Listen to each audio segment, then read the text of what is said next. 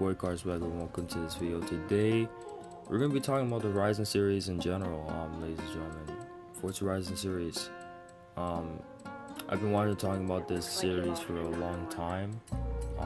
Obviously I've been talking about it, which is the best Horizon game, for last time it was like 2 years ago, or when I put out a video on some similar thing to that. But this is gonna be different. I want to put out an actual video talking about the series as a whole and why the progression specifically is degrading with each release since the first game.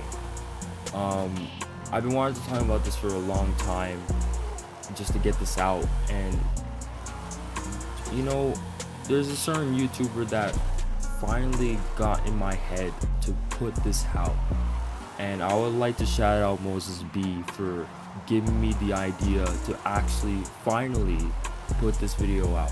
He made a similar video on this.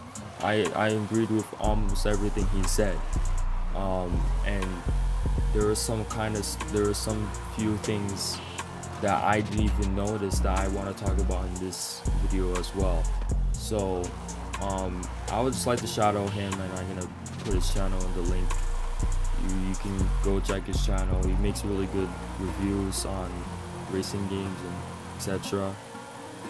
Really good reviews on a lot of games, so just check him out and see.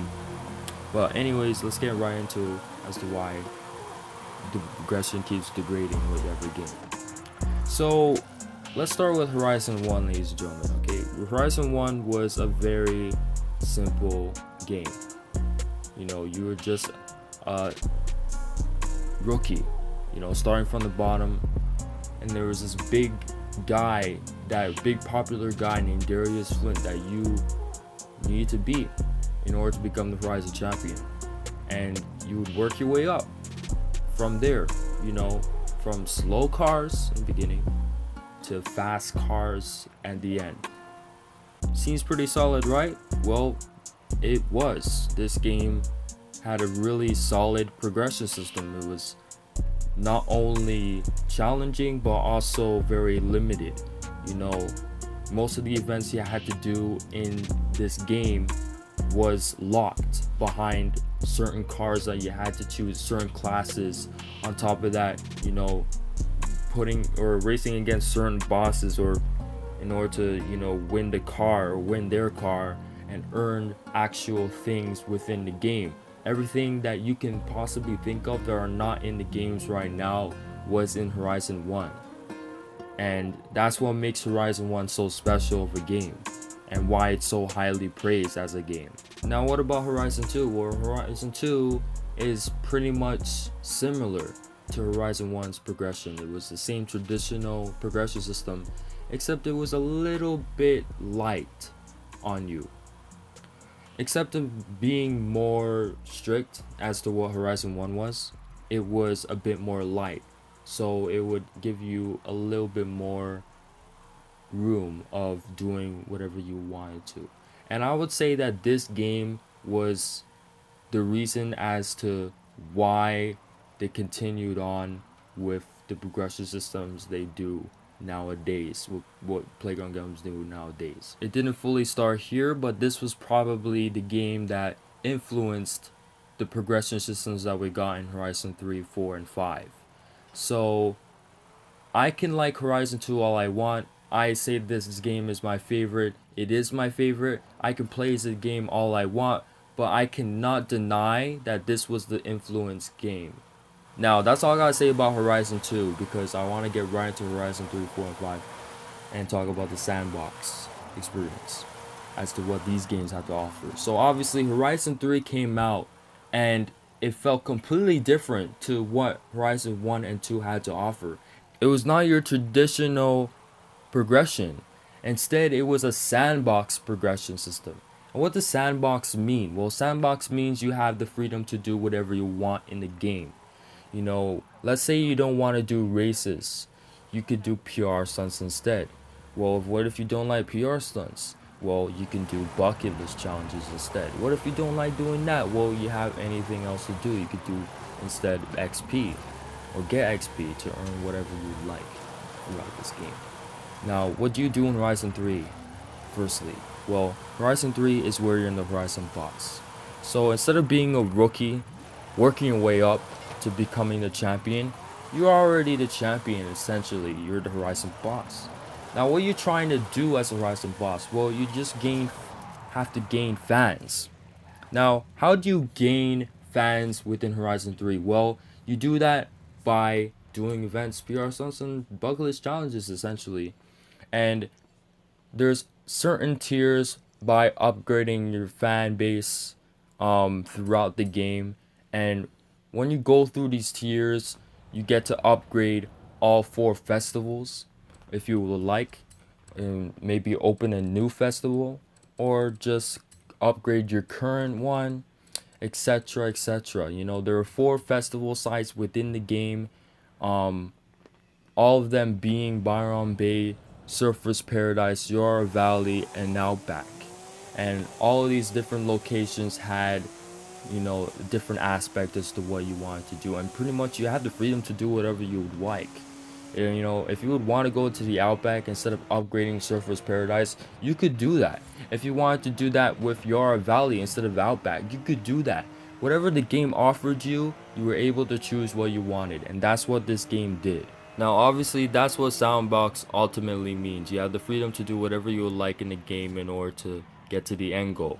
Now, what made this progression system worse than Horizon 2 and 1? Well, it was a lot more lighter than Horizon 2. And it's not by a small margin, it was a lot lighter than Horizon 2.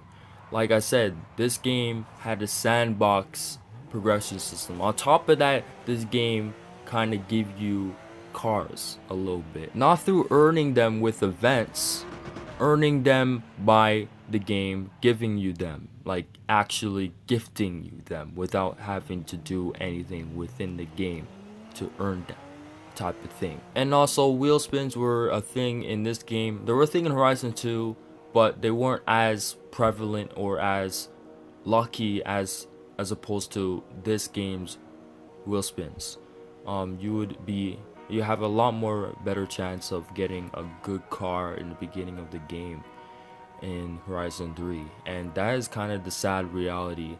And the fact that this game isn't the worst in terms of the game giving you cars is kind of pretty sad to say the very least. To say that it gets worse than here is very, very concerning, and I'll get to Horizon 4 and 5 for a second. One final thing I'd like to say about Horizon 3 is that it had a clear end goal from the beginning. You had to do this showcase event in order to become one good Horizon boss, well-known Horizon boss, popular Horizon boss, etc., whatever you like to call it. You know, that was the end goal. Even though it was a showcase event, you knew what you needed to do. And it was a downgrade compared to Horizon 1 and 2, but we already knew that. So let's get right into Horizon 4. And let me explain as to why it was worse than this game. If not, probably the worst experience that I had in a Horizon game in terms of the progression system. So obviously seasons existed in this game for the first time, and they implemented that into the progression system. You had to go through all 4 seasons to get into the Horizon roster, which was the end goal of the game. How do I get through the Horizon roster, you may say? Well, I do that by getting influence. Influence is XP equivalent of this game. I don't know why they changed the name, but that's how it was with this game. Yeah, XP. Obviously, this is a sandbox experience and not a traditional experience. But the thing is that this game just did not feel motivated. I just didn't feel motivated to get through all the 4 seasons, you know, as well as the fact that this game did not also have an clear end goal and a motivational end goal. The end goal was the Horizon roster, but you didn't know what you need to do in order to get to the Horizon roster. You didn't know what the final event was, nothing like that. Horizon 3 was clear from the beginning. You had to do the showcase event. Kira literally said that to you when you're going through the game. Horizon 4, it doesn't give you any idea as to what it will be. Another thing as to what I would say, which is the biggest problem about this game, is that the cars that are being given to you throughout the game. Now obviously the starter cars aren't bad, actually. There are even better than the starter cars you get in Horizon 3. But the problem is the cars that are being given to you throughout the game. The developers give you cars all the time. I don't know why they keep doing this, but they keep giving you cars regardless of at what level you are. You could have a damn Conus egg at being level 5. It is that bad. I'm not gonna ignore the fact that there are now super wheel spins, which are pretty much normal wheel spins, except that you have 2 extra slots of what you can get. So it is one thing to have a wheel spin system that is easy to get fast cars, but it's another thing to have 2 extra slots to get more of a chance of getting faster cars and all those things, etc. Obviously they want to cater towards new players so that they gain more of a player base within the game, and it is helping them, as that Horizon 5 had 10 million players within the first few weeks of the game being released, and that is a very good accomplishment. But that is another reason as to why they're gonna make themselves not get enough praise.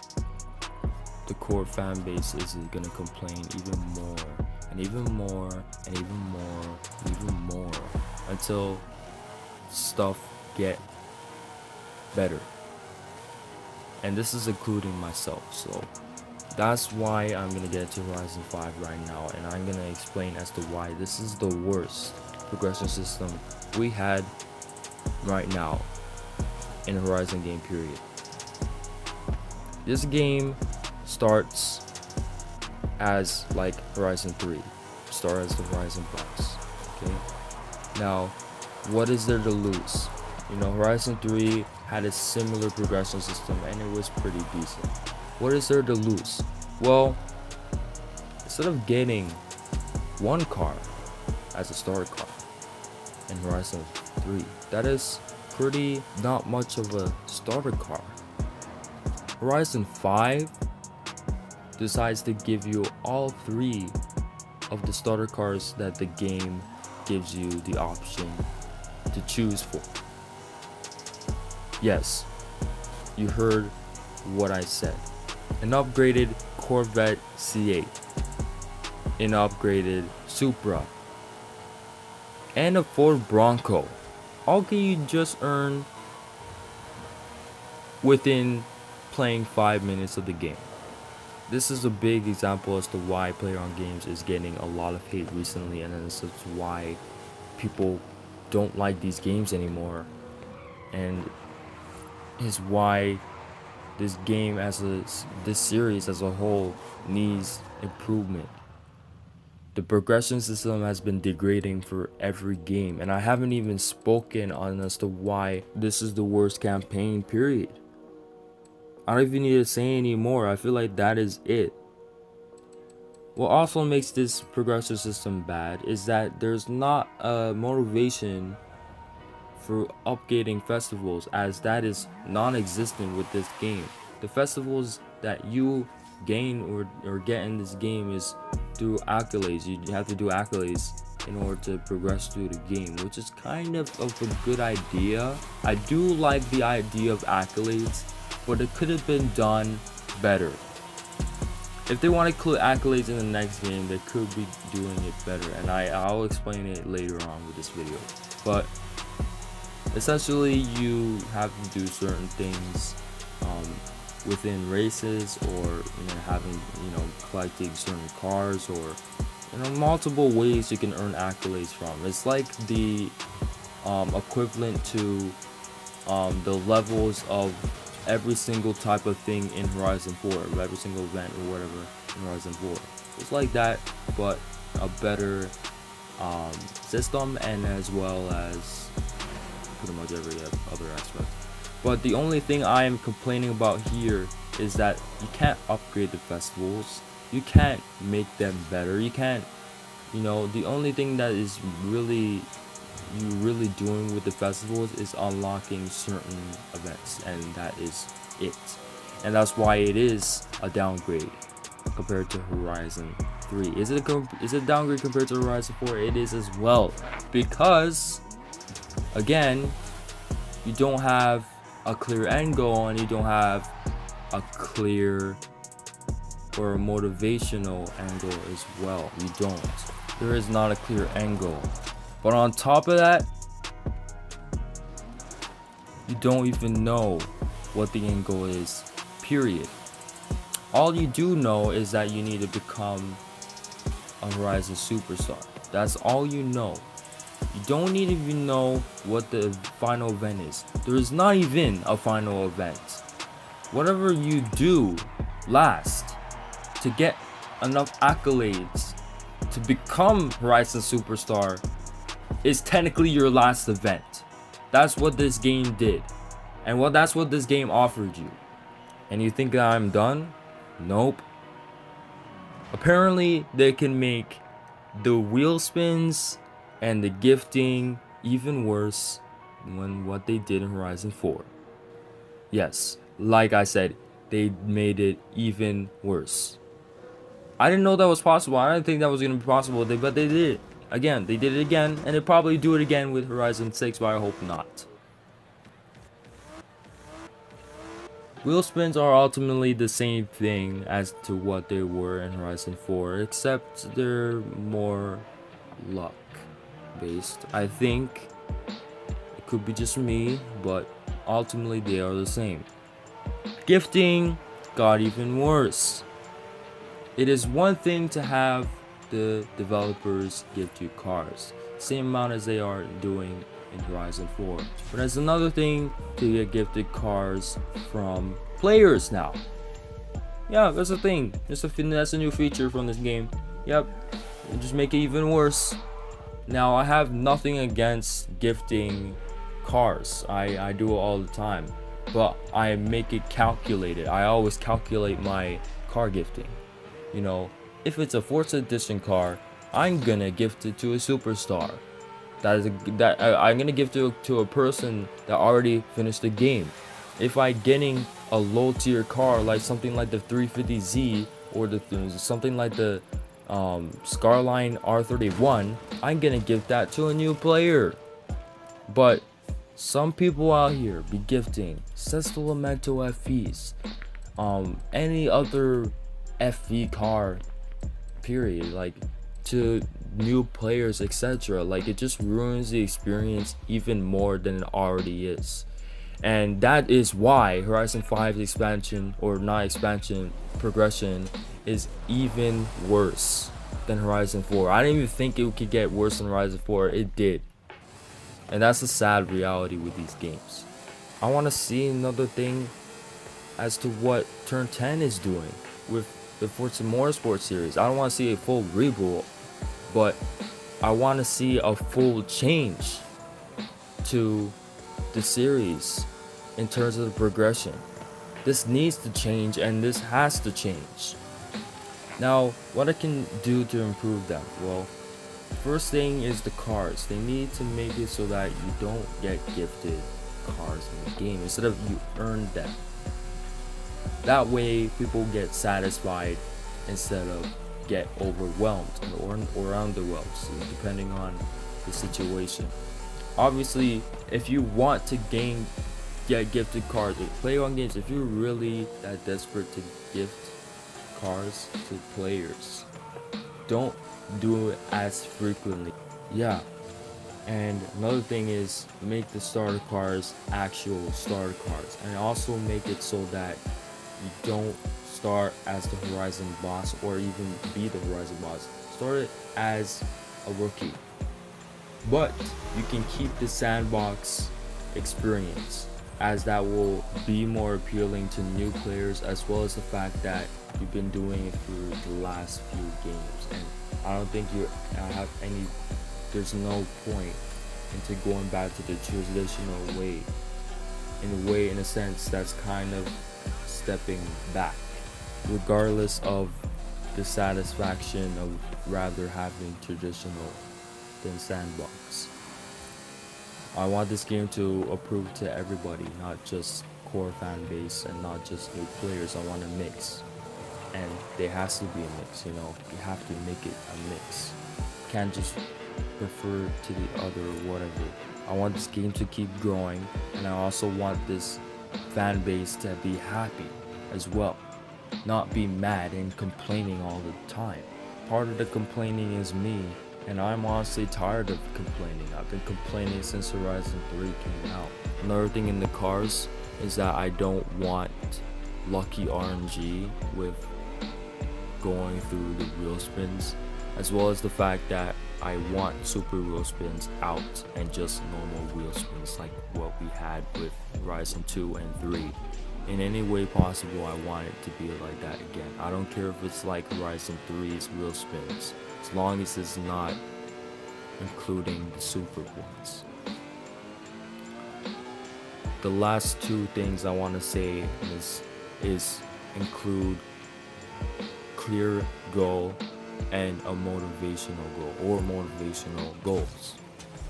They need to put these two back in. It is the most important thing about progression system. One of the most important things about progression system. If you don't have a clear goal as to what you need to do in order to finish the game, I'm not gonna play the game. Period. It's just as simple as that. You know, like, you need a clear goal. And you also need to be motivational as well. It needs to motivate you. If it doesn't motivate you, you're not gonna want to play 10 hours non-stop or whatever the case may be.